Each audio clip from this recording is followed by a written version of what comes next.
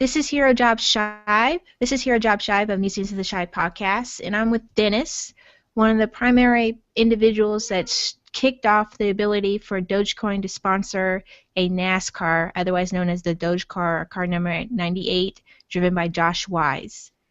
So, Denis, let's kind of get started. I know that you're a NASCAR enthusiast, but what made you think that after seeing a sponsorless car being out there on the NASCAR track that this is something that could be possible to sponsor a car? Well, I've been with Dogecoin at the time for about 2 months, and I've seen, what they've done, with all the fundraisers they've done with the bobsled team in Jamaica, and I saw them raise a lot of money, and I was like, the whole sponsorship was the most money, that was going to be raised, and I think it still is. It was about Mm-hmm. $50,000 that we needed to raise, and everyone was skeptical because they didn't know if they were going to raise that money. So I just told them, let's do it. If we don't, if you don't do it, they always have the smaller option, which was $15,000, and you get a part of the car, not the whole car. Mm-hmm. And we got a couple generous people who donated about $13,000 at the time, U.S. dollars, and we made it possible. Okay. So you said you were with Dogecoin for about a couple months. What made you get started into the cryptocurrency space? Were you already there, or was it Dogecoin that got you started? It was Dogecoin. I was on Reddit. I've been on Reddit for like 3 years now, Mm-hmm. and last January, I remember there was an Ask Reddit thread about Bitcoin, and some Mm-hmm. guys like, I've made, a tremendous amount of money off Bitcoin, and I was like, Bitcoin's already big now, so you can't really make money. It's already like reached its highest point. So I was, going through the other cryptocurrencies, and I saw Dogecoin, and I went on their subreddit, and they seemed very friendly, and I decided to, buy myself some Dogecoins and hopefully make a profit. Okay. Uh, you said you bought some Dogecoins. Now, did you ever attempt to mine, or did you do any experimentation with Dogecoin beyond buying? Yes, I did mine for about a week, I think. I just wanted to test it out, and I did it from, about 8 hours a day. I did get a pretty good amount of Dogecoins because that's when they had a lot, the mining was easier, and difficulty wasn't too hard to get the coins, but now it is. But yeah, I did get a couple Dogecoins then. And have you had any experience with, hardware or mining or software? Or, I mean, do you consider yourself to be technical? Yeah, I did build my own computer. So yeah, I did have, performance. I just never did any of that program stuff. It took me a while to figure out how to mine Dogecoins, but I got the hang of it. Okay. Would you consider yourself, as far as tech goes, that you're more of a hardware guy than a software guy? Yeah, probably hardware. Okay. Well, okay then. When people say hardware, I always ask them this question. What was the first thing that you took apart as a kid?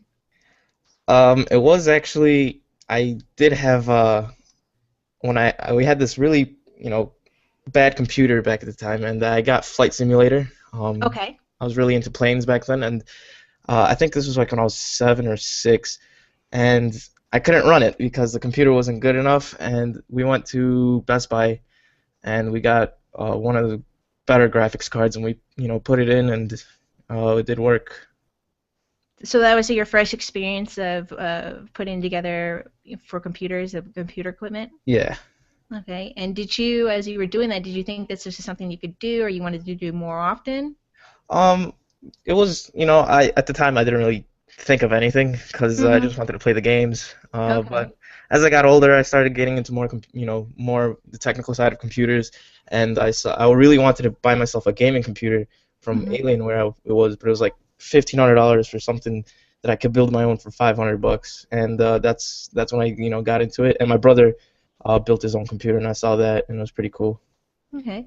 What would you say is the most difficult part of building your own computer? Is it acquiring the parts or is it putting things together? I mean, sometimes just like a little bit can just ruin everything.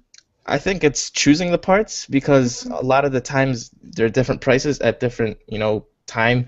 Like I remember when I bought my hard drive, it was like $130 when now it's $50 for the same hard drive. And Oh God. yeah, I mean, there's, it's the one you buy, and if you buy at the right time, I mean, when you put it together, it's like Legos. It's pretty simple. So it's just inputting. They made it so basic where you can just input the slots. There's no soldering or anything of that nature. Nope, you put it in right out of the box. Okay. And may I ask you, is your hard drive, is it like a terabyte or is it just your basic I have 2 terabytes. 2 terabytes? Yeah. 2 terabytes is $50 now? No, I have 1 terabyte, but I have two of those. And yeah, Oh, okay, yeah, okay, okay. That makes more sense. I'm yeah, like, oh my God, because I read a lot of technical stuff and I see that they're talking about quantum computers, and now you have I believe I've seen a USB stick that's a terabyte, and I'm like, ugh, because I can remember when computers just having 4 gigs yeah, was a big deal. yeah.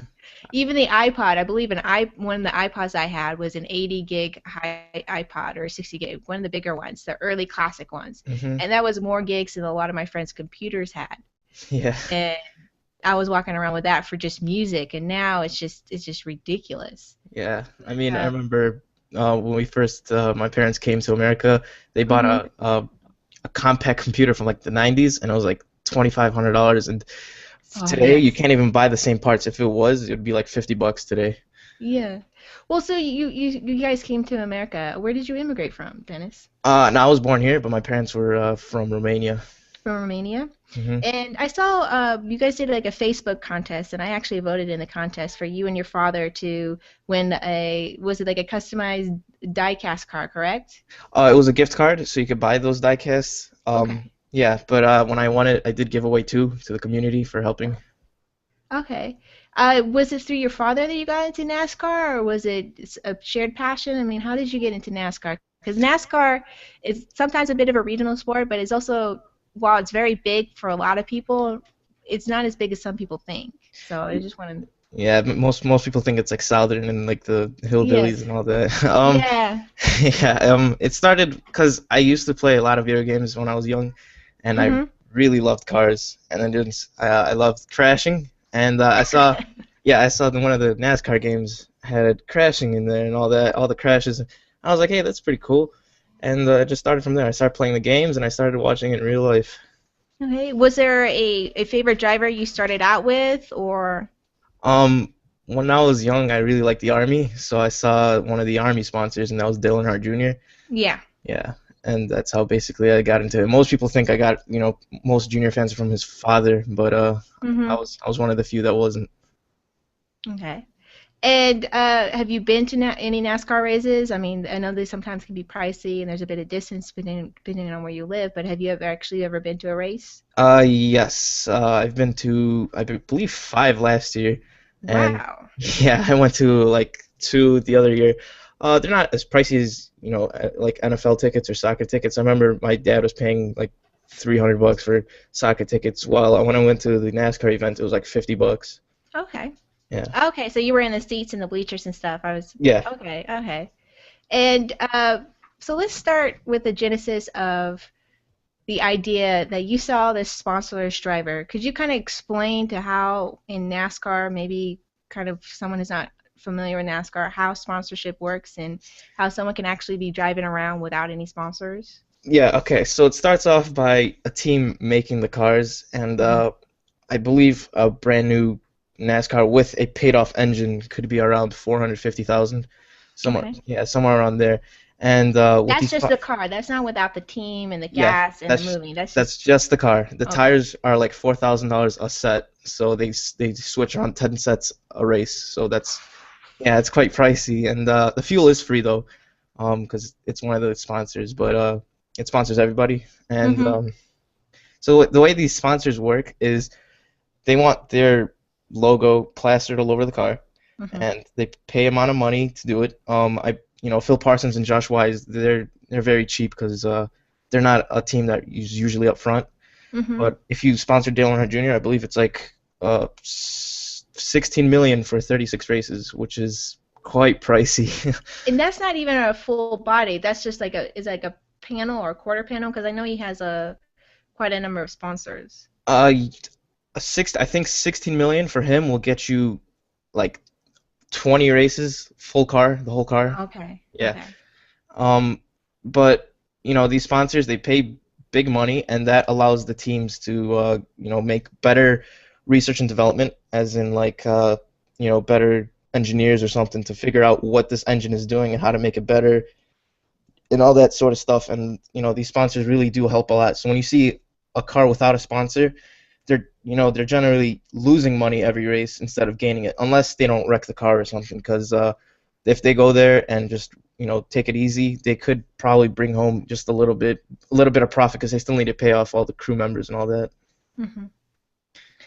And so you saw this sponsorless car, and I believe the post originally started out in NASCAR, correct? Did you talk about it in NASCAR, or did you go straight to Dogecoin? I went straight to Dogecoin, but there's other people out there who were talking about it in the NASCAR subforum before I did. I did not know about that. I just know I went to straight to Dogecoin, and I asked them about Josh Wise, because in that race he was pretty much racing his butt off with a car without a sponsor. That's why we knew he was losing money. He was doing all he can to show that he can race and he can get up front. Okay. Now, started that the process about building the post and kind of convincing the community that this is a great idea. Like when you were initially thinking and talking about it, how did you, I guess tailor your pitch, if that's the best appropriate term? When I first submitted the post, I thought it was going to be a failure, because when you post something on NASCAR about NASCAR on Reddit, it's usually very hostile, very, just, it's all a bunch of left turns, it's a hick sport, it's, Yeah. hillbilly.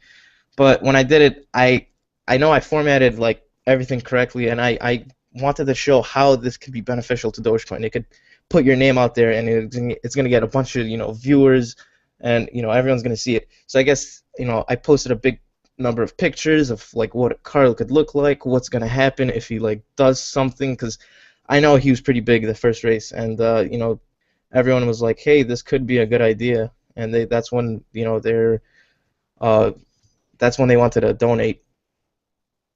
Okay. And this is even before, even you letting, Josh Wise or Phil Parsons Racing, organization that this is something that was going to be done. Were you part of any of the approaching them that we were raising this money for the sole purpose of sponsorship? Um, so when I did it, I did not have any contact with them. I just know that Mm-hmm. Josh didn't know anything about it. Phil Parsons didn't know anything about it. I just put it on there, and I was like, hey, look, we can do it. And then I believe someone posted on Twitter to Josh Wise, and Josh Wise like, hey man, this is really cool. And that's when they came into Reddit, and then they started conversating with the members on the Dogecoin subreddit. Okay. And from there, you kind of helped with the promoting the concept of raising this money for the Doge car, and also I believe also saw a few times you posted about the design of the car. Could you talk a little bit about that, about what it means to design a NASCAR? Because I don't think people think, it's just a bunch of pictures and you just put it together. Yeah, I mean, to get your logo to be shown, you usually have a cool, looking paint scheme so that it Hmm. stands out from the rest of the cars, so that everyone could be like, hey, look at that car, and who's that, on the hood? Hey, it's Dogecoin, whatever.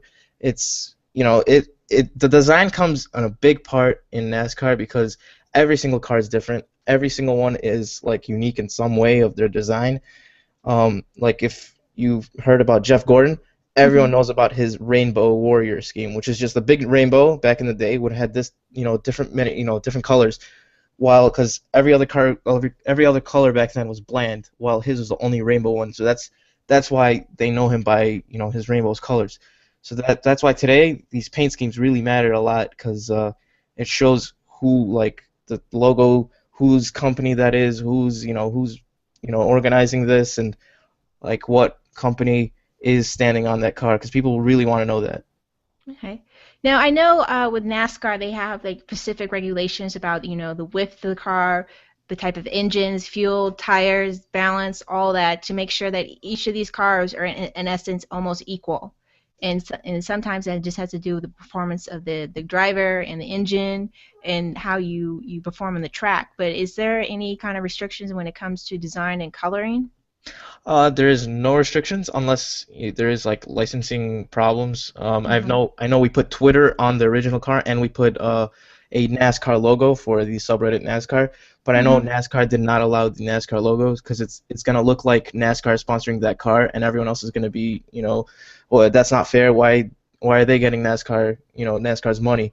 But Mm-hmm. and then Twitter, they didn't want, we just didn't want to, we were on a short time frame, and then we didn't have the time to ask them for permission because Dogecoin is it's not trademarked or anything like that back then, copyrighted. So we could have done anything with Dogecoin on there. So that's why we were able to do that. But you were able to also put the Reddit logo on the car, correct? Yeah, yes. Reddit came to me first because they saw it and they're like, "Hey, man, you could do whatever you want. This is pretty cool." So that's why they ended up going to the race too. The owners of Reddit, the CEO, they went up Mm-hmm. to the race. They knew it was pretty huge, so there was no problem. I mean, they got to us in about a couple hours, and it was pretty simple. They're like, "Hey, yeah, you could use it. All right, that's it." And that was the whole conversation. Basically, it took about an hour. Okay. And just so people know, the Dogecar raced at Talladega. Now, people may know about Daytona, but and they may have heard of Talladega, mostly probably from the movie. But how big is Talladega to have your car sponsored? I mean, how many eyeballs are watching that race? Daytona and Talladega are the two biggest races in the season, aside from the last race for the championship. But Hmm. I know Daytona, for the Daytona 500, there's about 20 million viewers, Hmm. just that one race. And I know Talladega is about half that, around there. But to get that many people to watch a single race is outstanding because 10 million people is a lot more people than a regular race, which usually has around 4 or 5. So that's about double. And to have your car race at Talladega is pretty big because there's a lot of people watching it. It's one of the biggest anticipated races. Okay. And there was a lot of news reports and articles, and a lot of stuff happened because of this, the Dogecar racing at Talladega. Now, were you interviewed or did any interview spots for this? Yeah, there was actually a lot coming through that weekend. The first weekend, May 4th, for the first Talladega race. I believe I had Sirius XM, I had Fox, contacted me. They wanted to interview USA Sports, something USA Today, I think one of them was. I know a whole bunch of smaller, uh, articles and all that, came up to me and asked me if I could do an interview, and I accepted. I mean, I haven't turned down one offer. I mean, I enjoy what I do, and it's pretty Hmm. fun. So let's talk about that a little bit. How stoked were you as a NASCAR fan to be able to talk to people about NASCAR, but also about Dogecoin? It's two things that I love, and I could keep going on and on about both of them. That's why I never turned down an offer. It's just so fun to express all my. I remember I was on this talk show for like 3 hours. I really like the sport. I'm gonna stay with the sport for all my life as long as it's here. So. And how about other people that you may know that are like NASCAR and they see the Dogecar and they're not familiar with? I mean, were you able to educate them about Dogecoin, about cryptocurrencies? I mean, Yes, when my friends found out, because they also go on Reddit, hmm. so there's a couple posts where it was, the number one on r/all, so everybody on Reddit could see it. And my Hmm. friends are like, "Hey, this is just a NASCAR post," and I was like, "Yeah, that was me. I'm the one who, uh, got together and got the whole Dogecoin community come together and raise this." They're like, "Oh, what's Dogecoin?" I did, I told them it's a cryptocurrency. It's like, money basically, and they're like, "Hey, that's cool." And then they started. I know a couple of friends use it now because of me. Yes, I wanted to say that I don't think people realize within the Doge community how much that car being out there and people talking about it has made people aware. Because I've spoken to a few people, it's because of Dogecar that they got into the Dogecoin community. So I just think it's just amazing of how something that one thing can turn into another thing. You know what I'm saying? Yeah, I mean, NASCAR is a huge sport, and it's Hmm. not, it's bigger than most people think. And being on the number one site, number one on r/all, everyone gets to see that. I have a whole bunch of friends who go on Reddit. I'm pretty sure there's a lot of people that go on Reddit and want to know what Dogecoin is because this whole thing here that a subreddit created, that's one of the biggest things ever to happen. And there was also a second race of the Dogecoin sponsorship, and then there was an attempt to uh, do it again for 2015. Was that very successful? I mean, I know there's been some waning, people leaving the Dogecoin community, but I haven't really gotten any consistency whether or not there was a successful sponsorship for 2015. As for the second race, there's actually we've done three races. One of them was a non-points race where we voted him in, and then Mm-hmm. he ran the Dogecar again. And then we ran it again at Talladega, a full car again. We raised enough money to do that again from the shirt sales and all that. So that was pretty cool. As for 2015, it's pretty funny that you're asking that because actually today I made a post on Dogecoin saying, hey, we need to get this done for 2015 because the season's almost here. We need to have this Yeah, ready. the first race is February 14th, Valentine's Day, and Talladega is in May 3rd.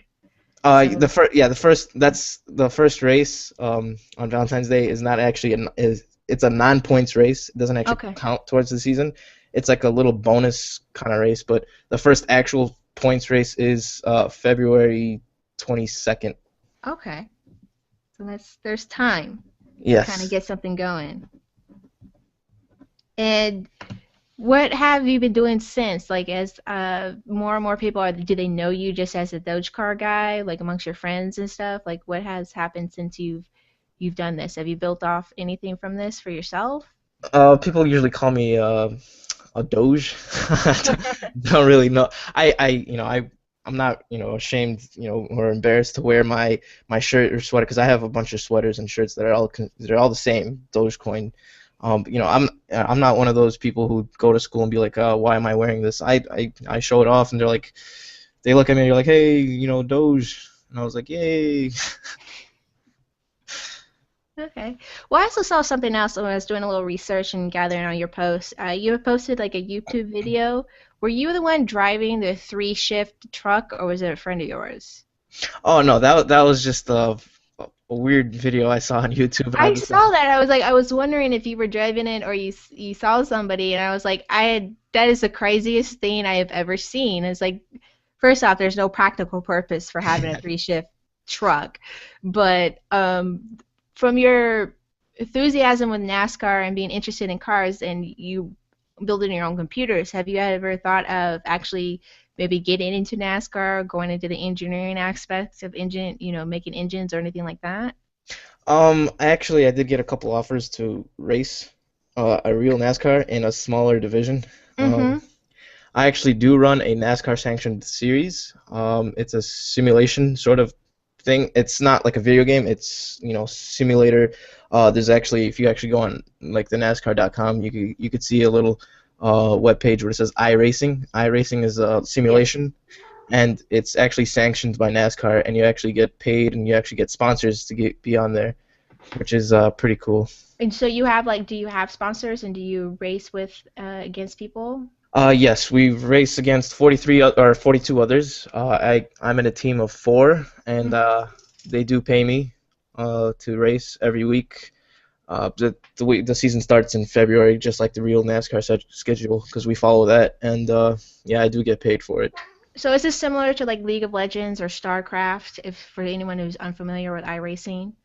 Yeah, it's like esports, but I Mm-hmm. don't. It's not under the if you search up esports, it's not going to be under there. But there's a big like crowd to iRacing Mm-hmm. because it's every time you crash, you don't have to waste a couple $1,000s on a new car. The software itself is pretty pricey Mm-hmm.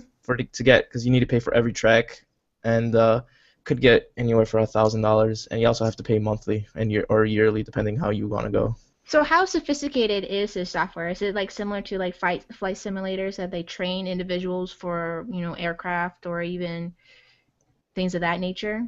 Yes. When I was talking to Josh Wise, he actually uses software. Dylan Hart Jr. actually uses the software. A bunch of other NASCAR, almost any single NASCAR driver uses the software because it uses like they scan every track and it takes like millimeter, precise pictures and other like every bump is there, every single elevation change is there.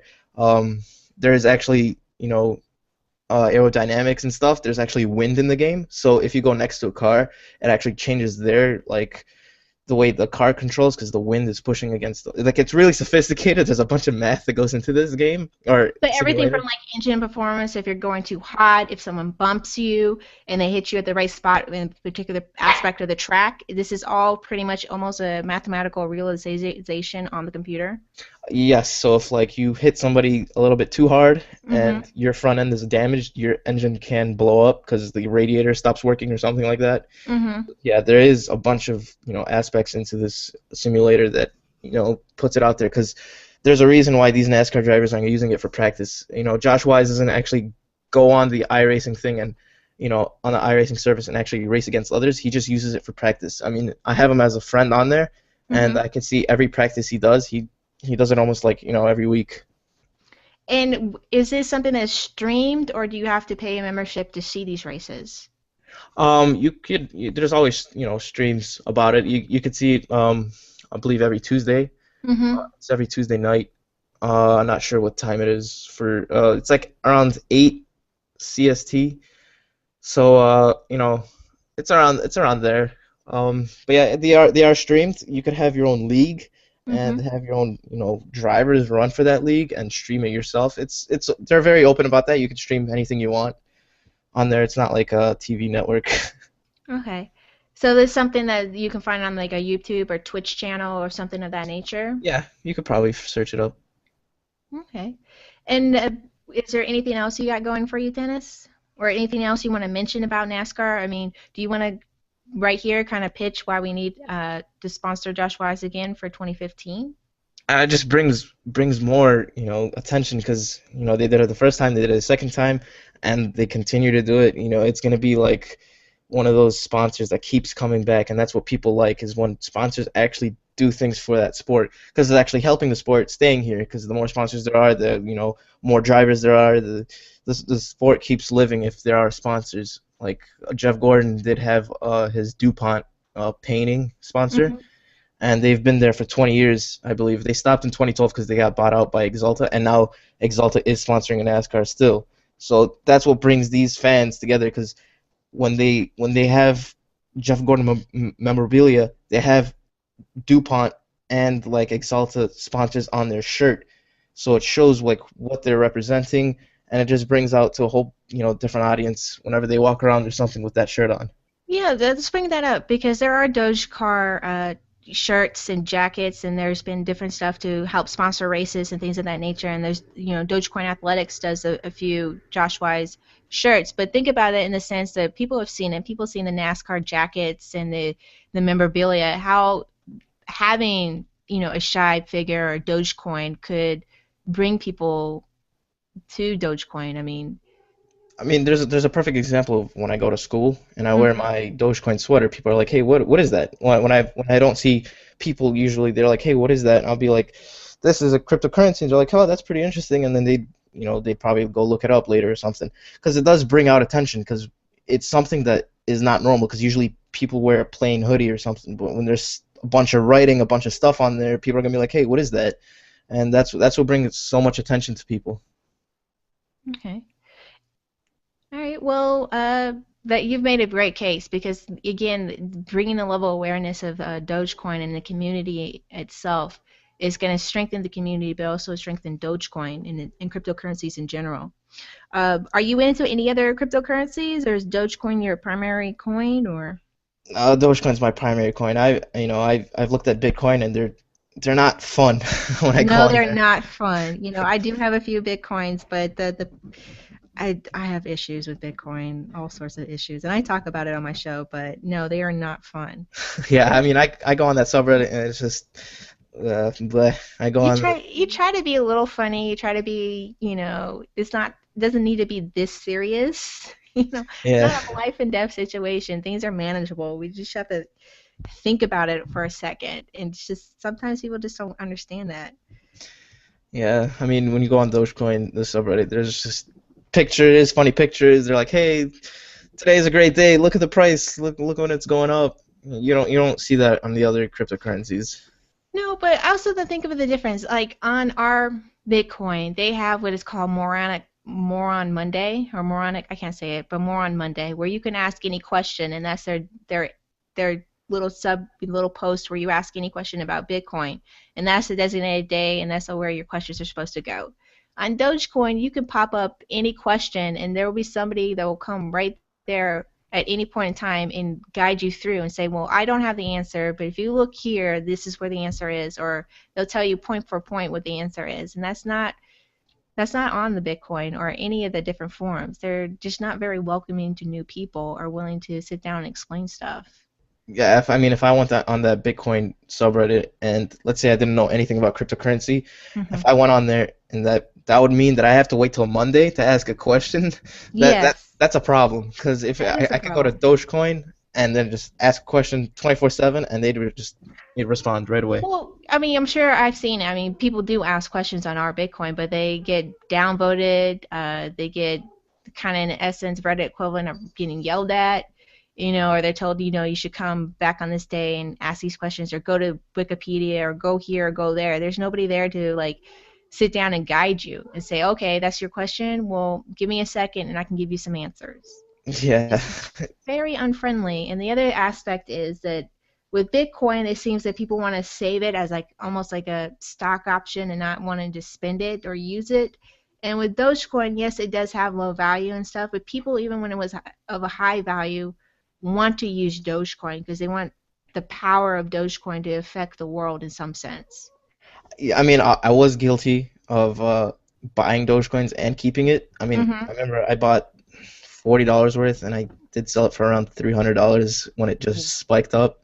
Good for you. Yeah, I mean, yeah, but then when I kept going on that subreddit, then I started spending on actually spending it because all my merchandise I got with Dogecoins because I that helps grow the coin and make it better. Because if you don't spend it, if no one spends it, then it's not gonna go anywhere. It's not gonna Hmm. be anything. That's why you gotta have like a whole like current use it, and that's how it'll get better and stronger. Use it, spend it, buy it, eventually, earn it. There's like work for crypto and stuff like that, and you just build economy. If you want a different economy, you actually have to build an economy, and it's just strange on Bitcoin. I know they do spend it, but just not to the degree of. I've seen different numbers about how many addresses hold what and what's been, what moves and what doesn't move. I think like 60% of Bitcoins have never been moved or haven't been moved in the last 6 months. That's just mind-boggling to me. Yeah, I'm pretty sure it's just the people that want to make a dollar or a couple dollars off this coin. Because I mean, yeah, they did go from 15 cents to $1,000 in a year for one Bitcoin, but that's never gonna happen again because there's way too many people on that right away. And like even the guy who owned a couple, he bought a pizza for 20,000 It was Bitcoins, or 10,000 Bitcoins, yeah. yeah, something around there. And he wasn't mad about it because he's like, that's how you grow the coin. You have to spend it because if like if you never thought about buying pizza with Bitcoin or Dogecoin, it's not gonna get big because you're not spending it. And I guess that's just the big problem with the cryptocurrency.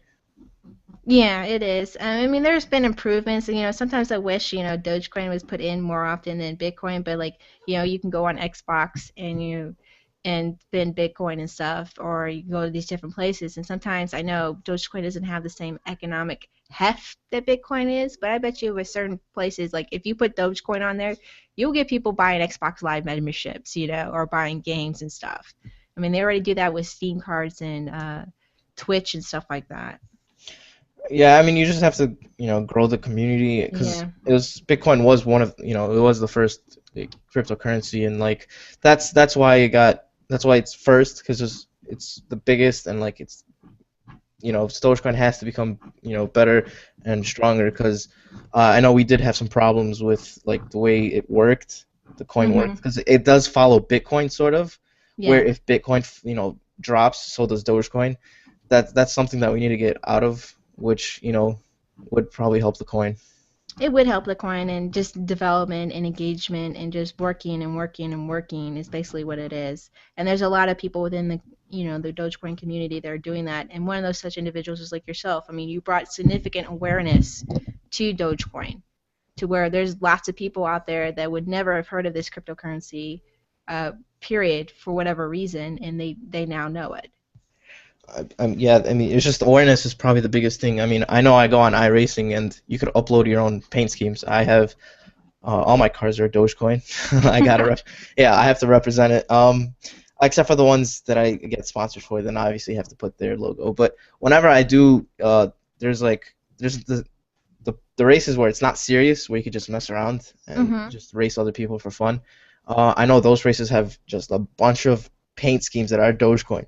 These are people I've never seen. They've never heard of Reddit. They just like the paint scheme, and that's the good thing about it because they know about Dogecoin now. I mean, they don't know about Reddit, but they know about Dogecoin. That's something that that's even though Something they to don't build use off it. Yeah, they don't use it or something. That's still something to build off of. of. Okay. Well, I'd like to thank you very much for coming on and speaking to me about Dogecar and about your experience and your ideas in NASCAR and about iRacing. Is there anything else you want to talk about, Dennis, or anything else you want to say to the community? I'm just, let's do this with a bang. Let's get 2015 rolling. Let's sponsor more cars.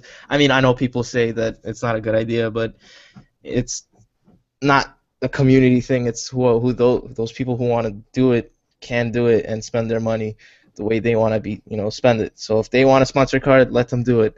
Because I know there's a bunch of people who are saying, hey, let's not sponsor a car.